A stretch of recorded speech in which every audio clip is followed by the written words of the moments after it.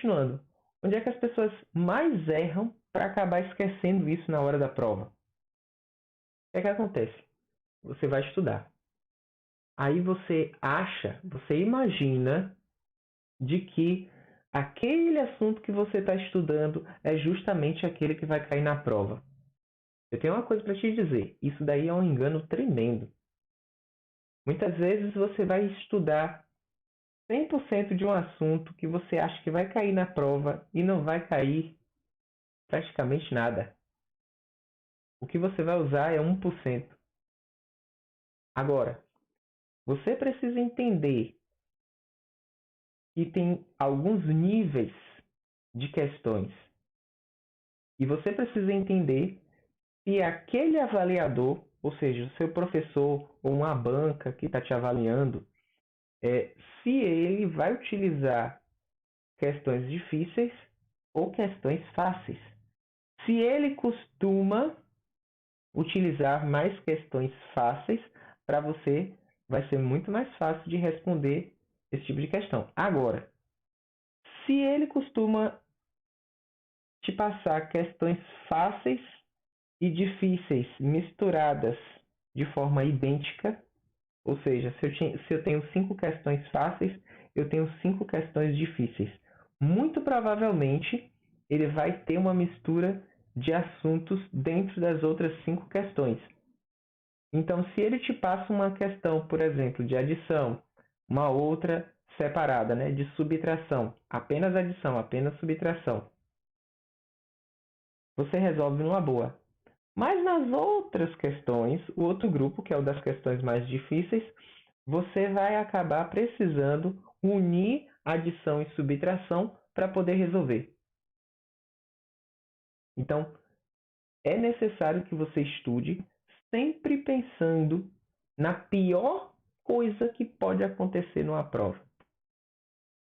Você precisa estudar como se fossem te colocar uma prova a nível de Einstein.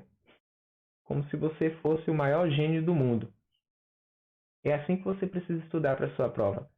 Porque se você estuda achando que só vai cair aquele assunto que você sabe, infelizmente você não vai estar muito tranquilo na hora que esquecer esse assunto.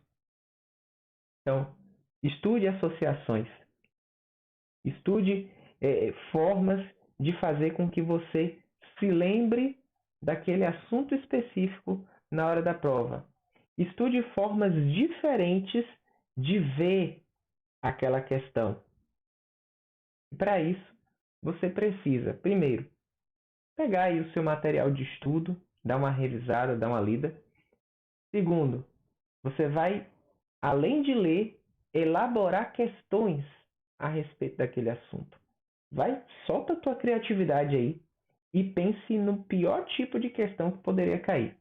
Na minha época de colégio, quando eu era sexto ano, eu tinha medo que minha professora de história ela me passasse alguma questão que exigisse datas, porque eu não lembrava das datas. História, para mim, a parte de decorar datas, não era para mim. Então, se você me pergunta até hoje, olha que eu sou formado em História, a data ali da proclamação da República, eu vou lembrar que é 15 de novembro. Agora, muito dificilmente eu vou lembrar o ano e o local. Então, para que eu possa lembrar disso, eu preciso associar a uma outra coisa. E nesse momento aqui eu não lembro para associar para vocês. Mas, se eu fosse estudar isso para uma prova, muito possivelmente eu ia associar aos personagens envolvidos com aquela data. E aí eu conseguiria memorizar aquela data.